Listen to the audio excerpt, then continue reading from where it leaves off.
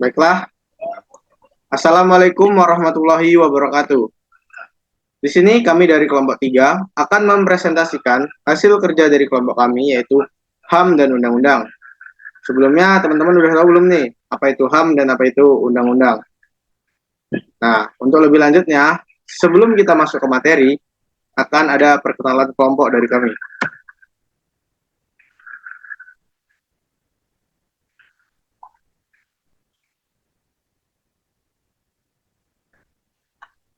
Baiklah, yang pertama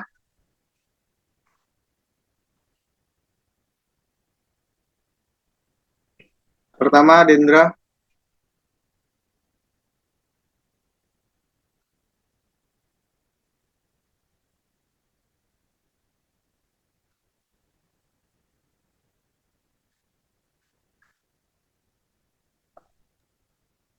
Baiklah, saya Dendra Dwi Kurniawan.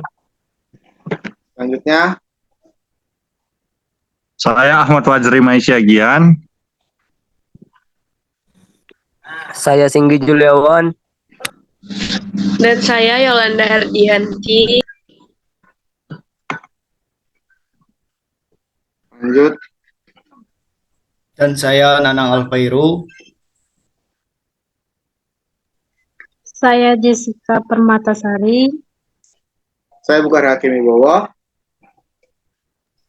Dan saya Pandu Wiranata. Baiklah, langsung saja kita masuk ke materi yang pertama. Akan dijelaskan oleh Nanang Alfairu.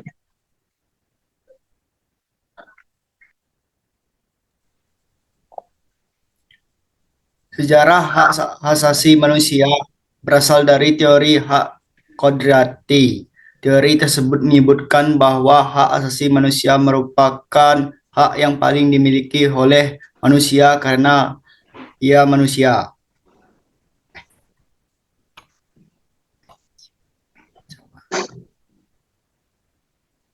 Artinya, meskipun setiap manusia terlahir dengan kondisi yang berbeda-beda, baik warna kulit, kewarganegaraan, jenis kelamin, mereka memiliki hak yang sebagai manusia. Begitupun sebaliknya, sejahat apapun manusia, mereka tetap memiliki hak yang sama seperti manusia.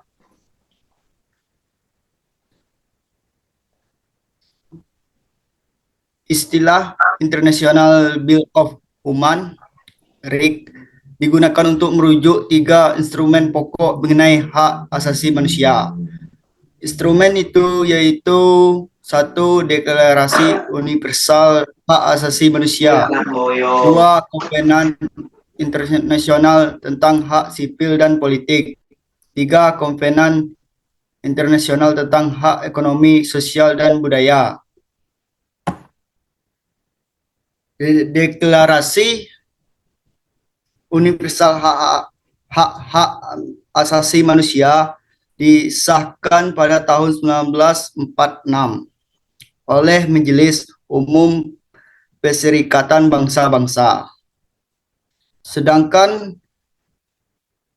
Konvenan Internasional tentang Hak Sipil dan Politik serta Konvenan Internasional tentang Hak Ekonomi, Sosial, dan Budaya dan Politik, serta Konvenan Internasional tentang Hak Ekonomi, Sosial, dan Budaya disahkan pada tahun 1966 oleh Majelis Umum Perserikatan Bangsa-Bangsa.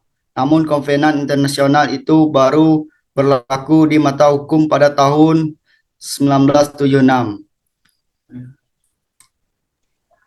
Baiklah, selanjutnya tentang historical Magna Carta tentang hak asasi manusia yang akan dijelaskan oleh Fajri. Magna Carta. Magna Carta Libertatum, bahasa Latin abad pertengahan untuk piagam besar kebebasan. Biasa disebut Magna Carta atau terkadang Magna Carta, piagam besar. Magna Carta bermula dari upaya yang gagal untuk mencapai perdamaian antara faksi royalis dan pemberontak pada tahun 1215.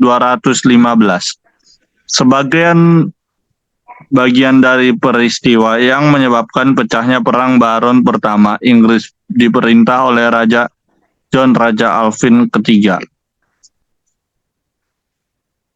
Lahirnya Magna Carta dilatar belakangi oleh terjadinya pemberontakan dari masyarakat Inggris atas kepimpinan Raja John 1999 sampai 1216.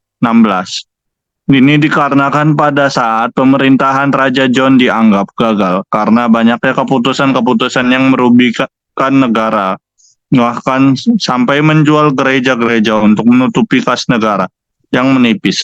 Magna Carta dianggap sebagai tonggak lahirnya hak asasi manusia, HAM, dan konstitusi dalam suatu negara, terutama Inggris. Oleh sebab itu Magna Carta dianggap penting karena membatasi kekuasaan absolut dari raja di Inggris serta menegaskan bahwa raja tidak bisa memerintah tanpa adanya kesepakatan dari para bangsawan di bawahnya.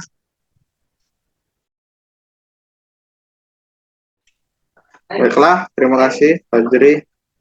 Selanjutnya akan dijelaskan oleh Jessica.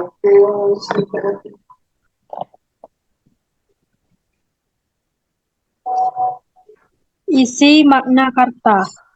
Secara garis besar, berikut ini isi dari Magna Carta. 1. Raja keturunannya berjanji akan menghormati kemerdekaan, hak, dan kebebasan gereja Inggris. 2. Para petugas keamanan serta pemungut pajak akan menghormati hak-hak penduduk. 3. Polisi maupun jaksa tidak dapat menuntut seseorang tanpa bukti dan saksi yang sah. 4. Seseorang yang bukan budak tidak akan ditahan, ditangkap, diingatkan bersalah tanpa perlindungan negara dan tanpa alasan hukum sebagai dasar tindakannya. 5. Apabila ada orang tanpa perlindungan hukum sudah terlanjur ditahan, rasa berjanji akan mengoreksi kesalahannya. Magna Carta dianggap luar biasa karena menyiratkan ada hukum yang harus dipatuhi raja, sehingga menghalangi klaim absolutisme di masa depan oleh Raja Inggris. Magna Carta membuat raja tidak dapat membuat keputusan secara sepihak dan dapat lebih menghargai budak dan kalangan bawah yang menjadi cikal bakal hak asasi manusia, serta harus ada landasan hukum dan dalam menghakimi suatu perkara. Baiklah, selanjutnya akan dijelaskan oleh Dendra Dwi Kurniawan.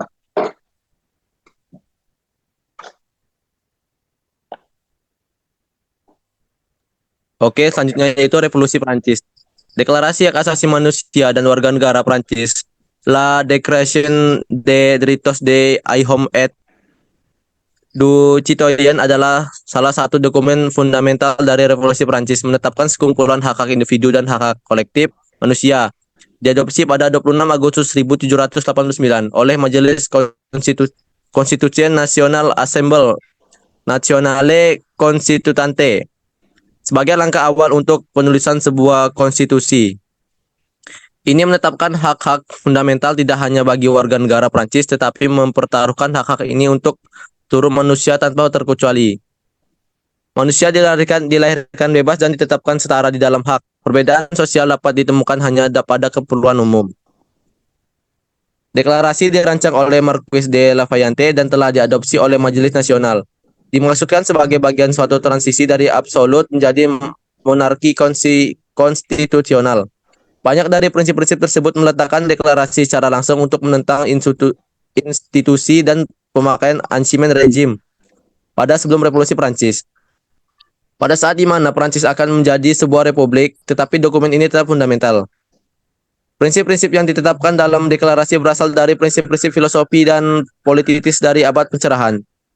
Seperti individualisme, kontrak sosial sebagai diteorikan oleh James Jacques Rousseau, dan separasi kekuasaan yang diperkenalkan oleh Baron de Montesquieu. Mungkin pula didasarkan pada Deklarasi Kemerdekaan Amerika AS dan Deklarasi Hak Asasi Manusia Virginia yang dikembangkan oleh George Mason, yang juga didasarkan pada Perjanjian Hak Asasi Manusia Inggris 1689. Baiklah, materi selanjutnya akan disampaikan oleh Yolanda.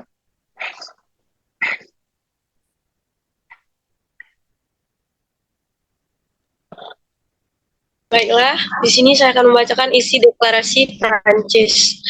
Beberapa isi deklarasi Prancis yaitu yang pertama, manusia dilahirkan merdeka dan tetap merdeka. Yang kedua, manusia mempunyai hak yang sama. Yang ketiga, manusia merdeka berbuat sesuatu tanpa merugikan pihak lain. Yang keempat, warga negara mempunyai hak yang sama dan mempunyai kedudukan serta pekerjaan umum. Yang kelima, manusia tidak boleh dituduh dan ditangkap selain menurut undang-undang. Yang keenam, manusia mempunyai kemerdekaan agama dan kepercayaan. Yang ketujuh, manusia merdeka mengeluarkan pikiran. Yang kedelapan, adanya kemerdekaan surat kabar. 9, adanya kemerdekaan bersatu dan berapat. 10, adanya kemerdekaan berserikat dan berkumpul.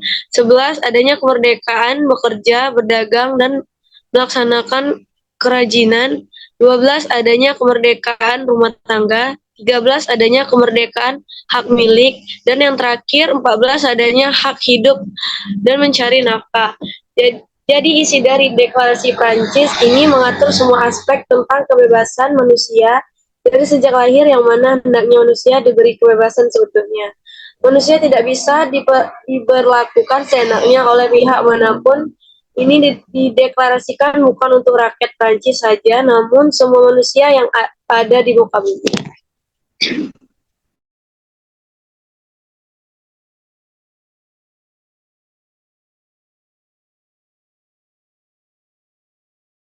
Baiklah, selanjutnya akan disampaikan oleh Pandu.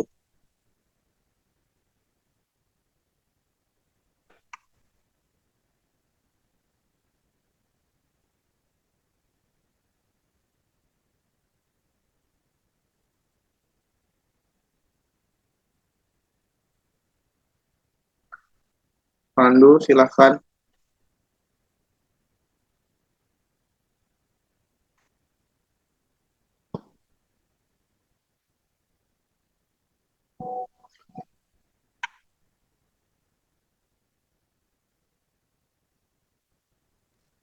Baiklah, saya akan membacakan Revolusi Amerika. Organisasi hak asasi manusia pertama kali didirikan oleh Anthony Benezet pada tahun 1775 dengan tujuan menghapus perbudakan. Setahun kemudian, Deklarasi Kemerdekaan Amerika Serikat mengajukan kemerdekaan sipil berdasarkan kebenaran yang dapat membuktikan dirinya sendiri, bahwa mereka dikaruniai oleh pencipta dengan hak-hak yang tidak dapat disangkal, dan bahwa di antara hak-hak itu ada kehidupan, kemerdekaan, dan upaya mengejar kebahagiaan. Hak asasi manusia di Amerika Serikat secara hukum dilindungi oleh Konstitusi Amerika Serikat dan amandemen-amandemennya disepakati melalui traktat dan ditetapkan secara legislatif melalui Kongres, Badan Perundang-undangan Negara Bagian, dan plebisit referendum negara bagian. Pengendalian federal di Amerika Serikat memiliki yurisdiksi atas hukum hak asasi internasional sebagai pertanyaan federal yang terjadi berdasarkan hukum internasional yang merupakan bagian dari hukum Amerika Serikat. Kesimpulan dari Revolusi Amerika adalah revolusi HAM di Amerika memfokuskan pada hak-hak kehidupan dan kebahagiaan, yang mana gerakan ini untuk membebaskan budak dari eksploitasi manusia. Prinsip-prinsip yang menjamin sejumlah kemerdekaan sipil. Amerika Serikat yang memegang sebagian besar kendali dari Perserikatan Bangsa-Bangsa dan pernyataan umum tentang hak asasi manusia. Sebagian besar pernyataan umum hak asasi manusia mengambil materi dari US Bill of Rights.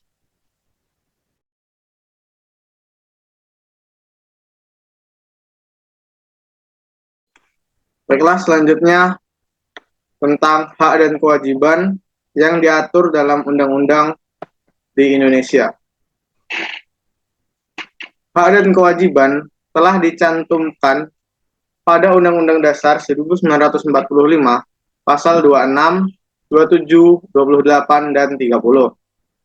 Yang pertama, pasal 26 ayat 1 yang menjadi warga negara adalah orang-orang bangsa Indonesia asli dan orang-orang bangsa lain yang disahkan dengan undang-undang sebagai warga negara. Dan pada ayat 2, syarat-syarat mengenai kewarganegaraan ditetapkan dengan undang-undang.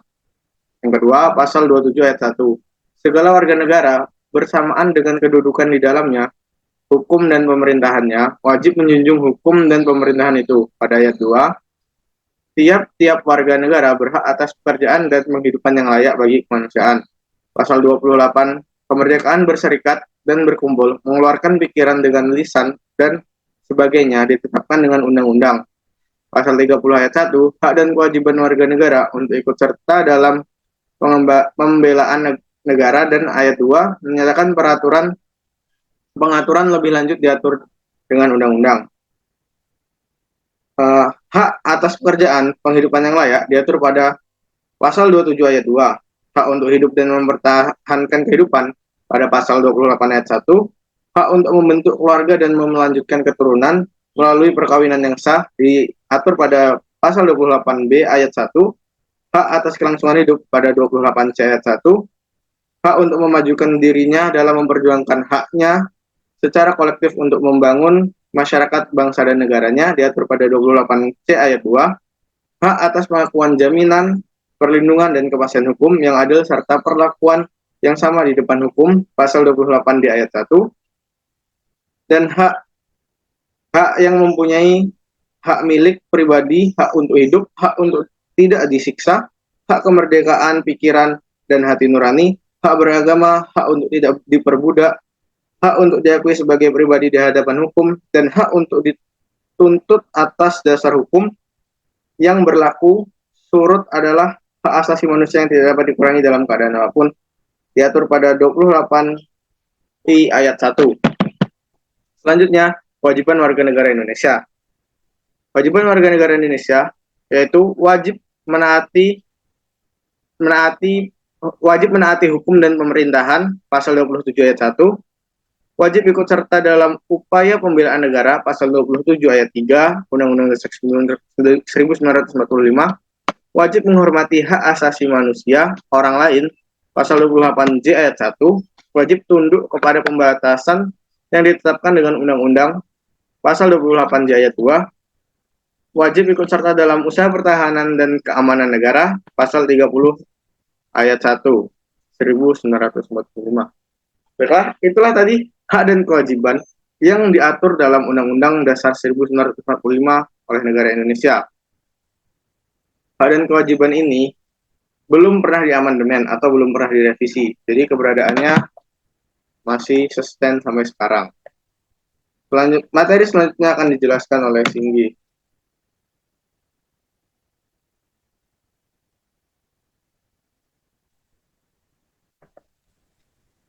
Opini kelompok.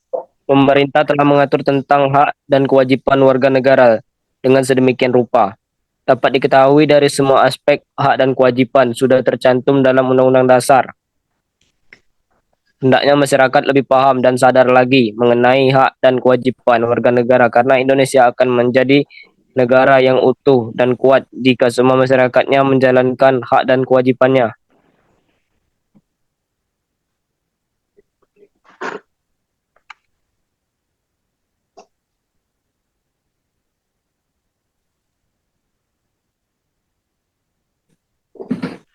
Lanjut. Kesimpulan. Hak asasi manusia sangat penting keberadaannya bagi kehidupan manusia. Jika tidak ada hak asasi manusia, mungkin kita tidak dapat hidup seperti sekarang ini. Dari rangkaian sejarah hak asasi manusia yang ada kita sebagai mahasiswa harus mengetahui dan dapat menghargai hal tersebut. Hak dan kewajiban di Indonesia sudah diatur sangat kompleks yang menyakup segala aspek kehidupan sebagai warga negara. Pasal-pasal yang mengatur hak dan kewajiban antara lain pasal 27, 26, 28, dan 30. Nah, baiklah. kita sudah sampai di penghujung. Itulah tadi penyampaian dari kelompok kami tentang hak dan kewajiban. Terima kasih sudah memperhatikan dan menonton.